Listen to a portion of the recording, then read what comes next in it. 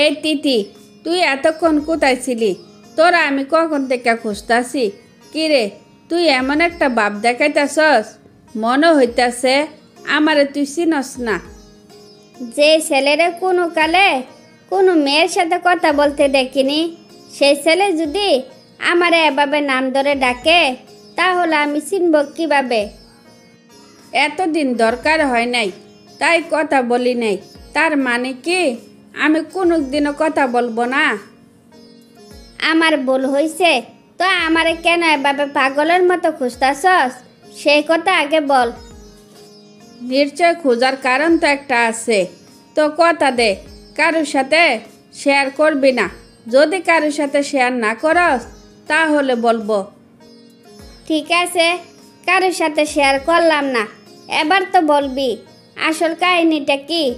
আমার দিকে না চাইয়া থাকা আসল কাহিনীটা বল, কি হয়েছে? কাহিনী তেমন কিছু না। কাহিনী হয়েছে, আজকে 2 দিন ধরে ভূমিকে দেখতাছি না। ভূমি কেন ভার্সিটিতে আসে না তা কি বলতে পারবি?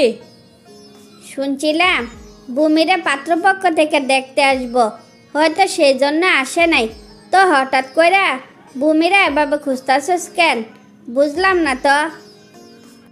এই ব্যাপারে পরে শেয়ার করব। আগে আমার কথা দে, যেভাবে পারস কালকের মধ্যে ভূমিরা আমার সাথে দেখা করাইবি। ঠিক আছে, তুই যেহেতু এত করে বলছস, চেষ্টা করব যাতে তোর সাথে ভূমির দেখা হয়। এবার তো আমি যাইতে পারি নাকি? হ, এবার তুই যাইতে পারস। আমার ব্যাপারটা মনে রাখিস কিন্তু।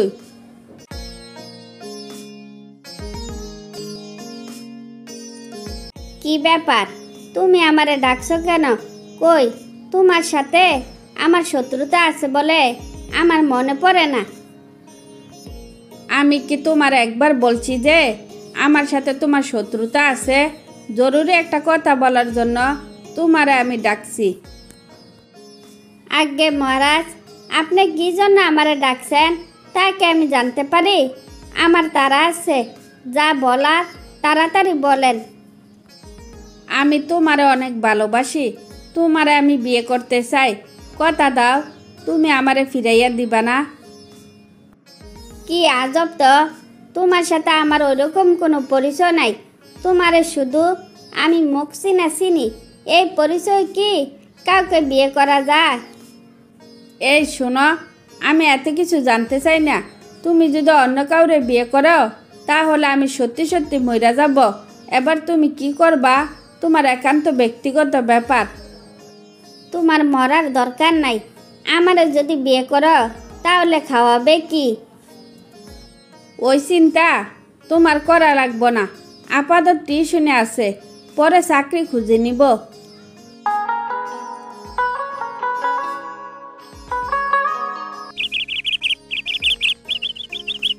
কি রে, তুই আমারে জরুরি তলব করছস কেন? তোর কি শরীর খারাপ নাকি?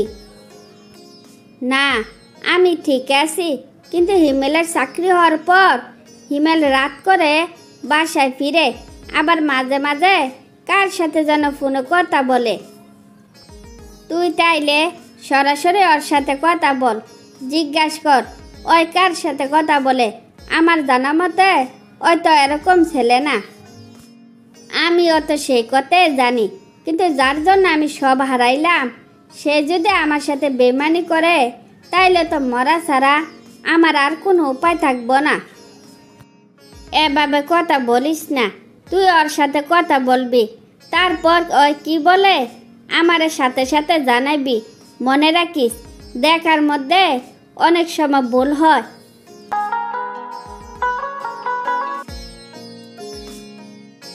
তোমার কি মন খারাপ? অফিসে কি কোনো ঝামেলা হয়েছে? আমার সাথে শেয়ার করো। থাক, শেয়ার না করলে হাত মুখ ধুইয়া খাইতে আসো। আমার মনে হয় এখানে চাকরিটা করা সম্ভব না। এখানে চাকরি করলে শীঘ্র আমার বউ হারাইতে হইব, কিন্তু চাকরি ছাড়লে সংসার চলবে কিভাবে? চাকরি পাইতে তো সময় লাগবে। চাকরির জন্য যেহেতু এত মায়া, তাহলে চাকরি ছাড়ার দরকার কি? এক বউ গেলে জীবনে কত বউ আসবে?